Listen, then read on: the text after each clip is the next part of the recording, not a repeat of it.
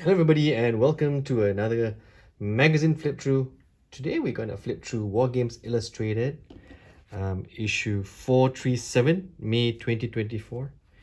And in this issue, if you were to get it, you'd get a free 32-page medieval skirmish rulebook, which they actually promote right here. Is this a follow-up? Is this a supplement? Is this another rule set that's on its own? But this is never mind the billhooks. Here's the Ruckus, and it's a skirmish game for the never mind the billhooks range. The rule sets, rule series, well, something like that. The cover is actually the cover of the rule book, which is kind of interesting because when you were to get this in a sealed plastic, you're not so sure which is the front and which is the back because they slot the rule set into the magazine.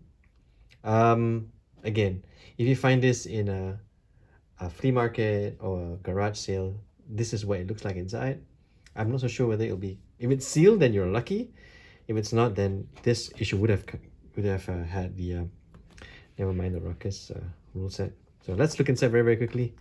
The editorial is basically talking about the never mind the Ruckus rule set, which is basically the main event, I guess, in this magazine. Moving along, we got the observation post. Now, the observation post is kind of neat. It's getting meatier and meatier every month.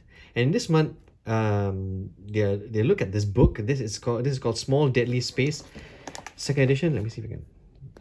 Now, what it is it's a rule set for the American Civil War that the designers say concentrates more on the psychological aspect of the war, which I thought was a great angle. Just checking the thing here. It's also scale agnostic, which is always great because this means that you can actually use the miniatures that you have on hand to play, and you don't have to buy any other miniatures from them perhaps.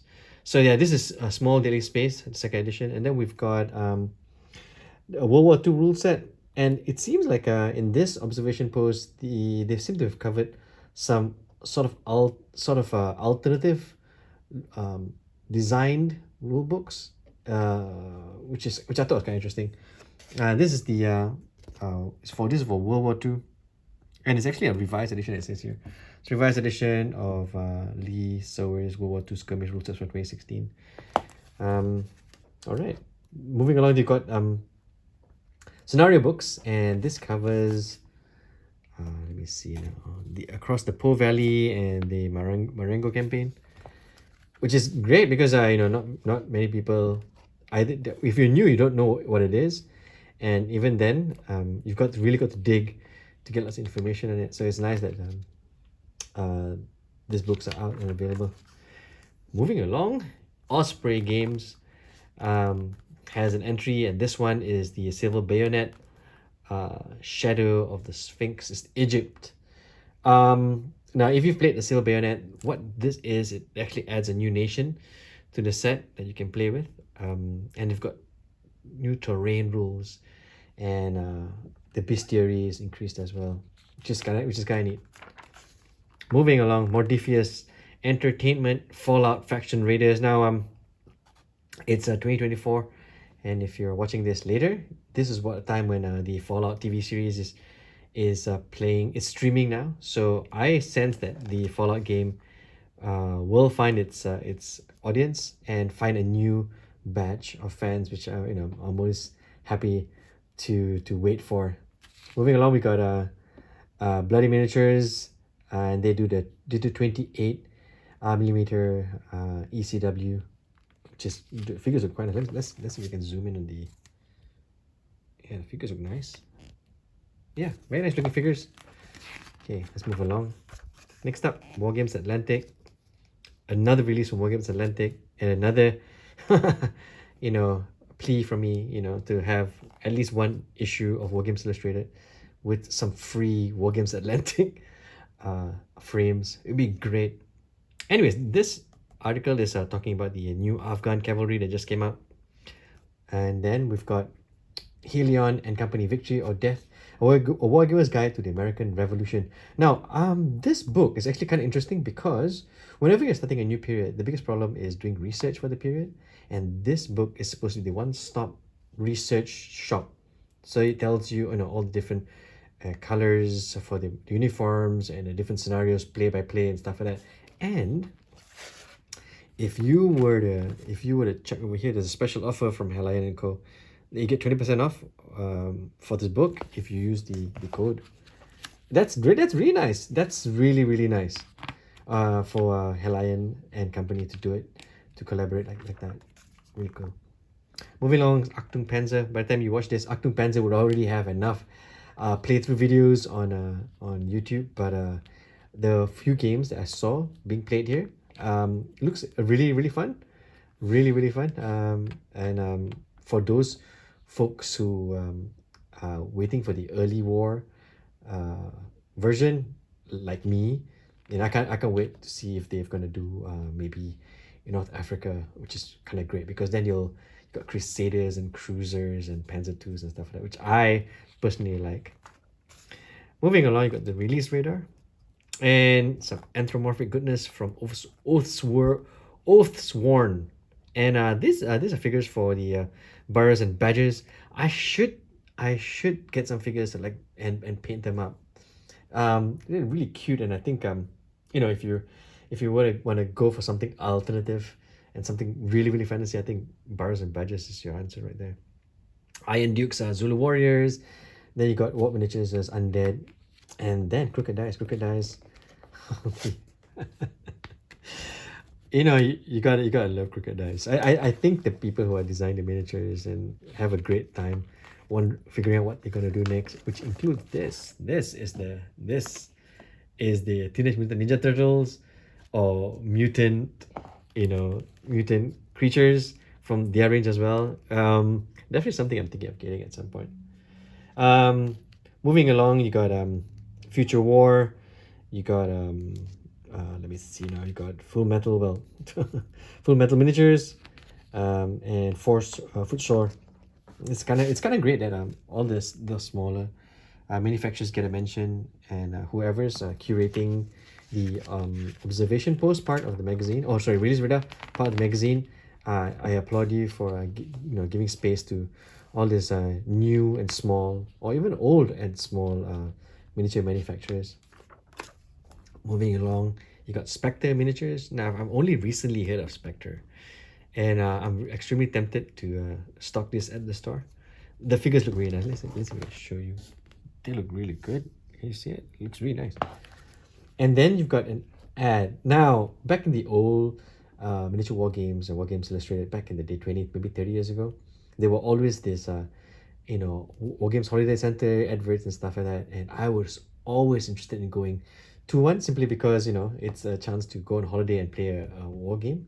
But this is the an ad for the cultural it's basically a military history tour or holiday, which I think is kind of nice. It's really nice. It's a really nice idea. I'm sure they've done it's quite common in the UK, but it's a really nice idea. And if the opportunity arises, I wouldn't mind giving this a go. Moving along, your quickfire, and quickfire is basically the reader sending in articles, and this is making explosions and oh, the race for the Reichstag. That looks really nice, man. Really nice. Yeah, so these are user articles. Moving along, you've got causing a ruckus, and this is pretty much the look behind the Nevermind the Billhooks rulebook, which I think is kind of cool. Again, the more they do things like this, where they talk to the designers and look behind the game, the more we're going to expect some really good rule sets to come out, over the next decade or so, because a lot of people are going to be inspired and take cue from people who are doing rule sets for them to make better rule sets, and at least the knowledge is brought forward, or at least the experience is brought forward. And in this article, they actually give a nod to the let me say there's a store here, the Bristol Independent Gaming. What's the name of the store? It's Bristol Independent Gaming is a store, and the store is like their place where they go and get support from, and they get their playtesters from there, which is kind of nice. And yeah, they also talk to the different playtesters and stuff like that, and they acknowledge the Bristol Wargaming Society, and that's what the community is all about, to be honest. it's about a community coming together and putting a rule set together, which I think is always a great idea. It's always a great idea. And speaking of never mind the billhooks, First Cause got the Bohemia miniatures for you to play with. Moving along, you got Melee in the Age of Melee in the Age of Panda. What I like about this article is basically they took the old Steve Jackson game, Melee, and it's basically their thoughts on the game moving forward, which I thought is a really good article to read. Again, for designers who are actually designing, and for people to actually for new players to know that, Steve Jackson's Melee actually exists. Now, moving along, we've got an unboxing in a magazine. Now, I like this as much as I like the unboxings on YouTube on video, simply because you get to look what's inside the box. And this is basically Dead Man's Hand Redux. Now, what is this? It's basically a one-stop box for getting into Dead Man's Hand. Inside, you get some miniatures, and it's basically a combination of the cowboy set. I think there's some sprues for terrain and stuff like that. And they got they got a frame from the Gunfighter 2 set, and the cowgirls and stuff like that, which I think is nice. It's a one-stop box for you to get and play, which shows that this game is actually popular and that they are willing to take the next step and actually get this game out there, so it's easy to collect. Sometimes when a new rule set comes out, especially for players who are not in the UK or players who are not in the know, the biggest problem is sometimes finding out where to get the figures. And sometimes they don't even know magazines like Wargames Illustrated exist, because, like it or not, the hobby is still pretty much niche. So, receiving, the Dead Man's Hand Redux as your, Christmas present or your birthday present, and then it's a one-stop to start, playing some Western gaming. Now, they say that they've polished the rules for Redux, so which is kind of nice. I mean, if you're gonna have a new new box set, might as well polish the rules. But I think you can actually use the old rule sets, but this is more for the newbie who wants to get in. Moving along, you got the elephants or pachyderm, which is nice. If you're, the Carthaginians are coming, epic Hail Caesar. So, of course, this is setting you up or getting you in the mood to paint elephants, and I like elephants. Even playing DBA, you tend to choose the armies with elephants, like the Hindus, which is nice, because you're used to seeing chariots, you're used to seeing cavalry, but putting an elephant, even 15 scale, is nice, and having a whole article on painting elephants is it's kind of cool. It makes me happy. It makes me happy. Moving along, we got the Hammerhead 2024 painting competition winners gallery. And you know what? This is basically a miniature porn. You look through, and you see what's won what, and where you can take your hobby. If you don't paint well, this is just one of those articles where you just keep, just to inspire. And if you do paint well, you can actually see what the standards are like. And I want to mention this one very, very quickly. This is the Adeptus Mechanicus Castellan robot. And not only did this win a sci-fi unit or War Machine monster winner, but it's also best at show. So yeah, this is good, because in a few years from now, you wouldn't know where to find images like this unless you've got the magazine. So I'm actually advocating buy Wargames Illustrated, keep this, store this. This is extremely collectible. Next up, you got the sci-fi single miniature, which usually most of the sci-fi single miniatures are grimdark, grimdark miniatures. Moving along, you got the historical miniature, and this one apparently is a combination of some Victrix and some Perry, which I thought was quite nice. Yeah, looks really, really good. And then you got the diorama, and this diorama is also quite cool, because it's the ogre, and you got this guy at the bottom. It's got a nice narrative. The ogre's hunting for this guy, I guess, who's hurt. Yeah, historical unit, also quite nice. Whenever you're painting, it's always nice to have magazines like this, or close by, just for inspiration, or to see how colors go together, because it never hurts to see how somebody else has done it, for you to maybe inspire yourself to do this color scheme, or to actually compete. I know a lot of guys in my store whom get really, really good really, really quick, But the only way to get really good is to, not just practice, but to see what else is out there, see what quality of miniature is being painted. And yeah, so definitely magazines like this is kind of good.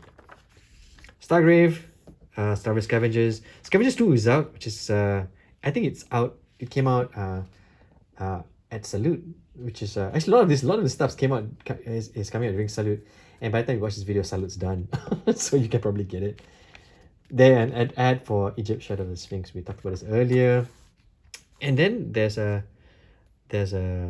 article on the Fanatic paint set, which is kind of good. It's a painting guide, a painting helper for you to they recommend which kind of paints to use, with actual names of the paints, Fanatic paints.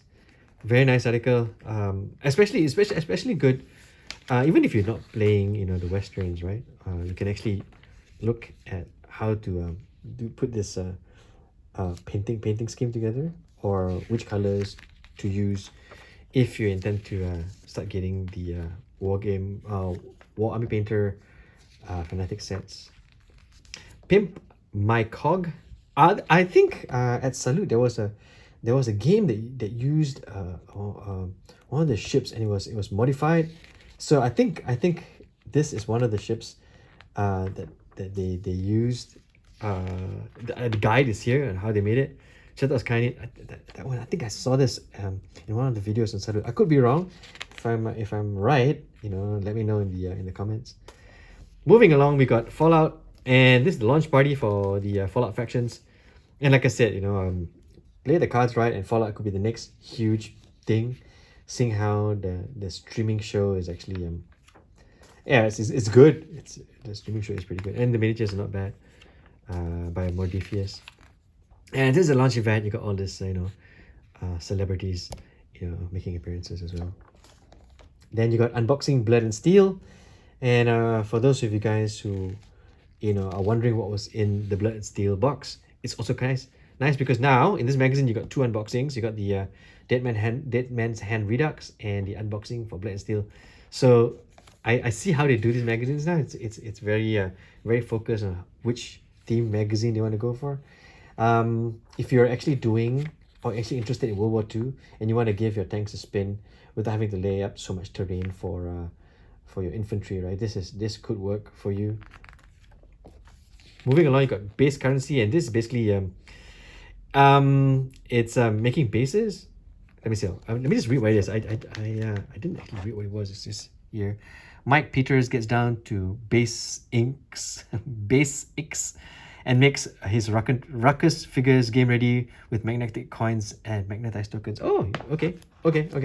I magnetized my Hail Caesar 28mm using a magnetic sheet. So I think this will be a very useful article, especially for hobbyists, especially for folks who want to take their hobby one step further, and also to explore magnetic tokens and magnetic bases. Because if you were to store magnetic bases on your miniatures, chances of somebody knocking the tray and everything goes over is lesser, because everything's like magnetized. A very good reason to do magnetizing your bases. Ads, and yep, Creeping Beast in the end of the magazine, which is kind of good. Now let me very quickly show you the here's the Ruckus rule set. So I assume that this will soon become a thicker book when they've done this game, they've had enough people play it, and have enough people giving feedback. And this will probably be free now, but you'll have to buy it later. So I think this is kind of nice to actually have, you give a free magazine and you get people play it, and it's more or less people testing the game whom are not your friends and who are not close, in order to make the game better, in order to write and polish the game and make it even tighter still. So here's a very quick look through. Here's the Ruckus. I'm not going to read the rules and go through it very quickly, but here is basically a flip through the rulebook, and I hope they keep to this design where there's a lot of miniatures, But I do hope they put an addition on which miniatures are what and from where. I think that would really help. Yeah, so this is what it looks like. Very nice. I think all miniature game rule sets should have lots of pictures, and I understand that this is basically a free rule set. That's basically the a very knitted up notes sheet on the game. But you know, they were nice enough to put a lot of pictures, which I totally appreciate. Very nice. And there you go, the rule set. Okay, so that's pretty much it. When you get Wargames Illustrated 437, it comes with this rulebook free, and that's pretty much it. Now I hope you like magazine flip throughs. I personally like magazine flip throughs, and whenever a new magazine comes along, I will flip through it simply because I like magazines. I like Wargame magazines. But if you like, the editor actually has his own video on how on what he looks on reviewing the book on magazine, and it's the links right there. You know, so he previews the magazine, and I enjoy it with the flip through as well. I hope you like flip throughs like this. If you do, show some encouragement with a like and subscribe. Don't forget to enjoy painting those figures.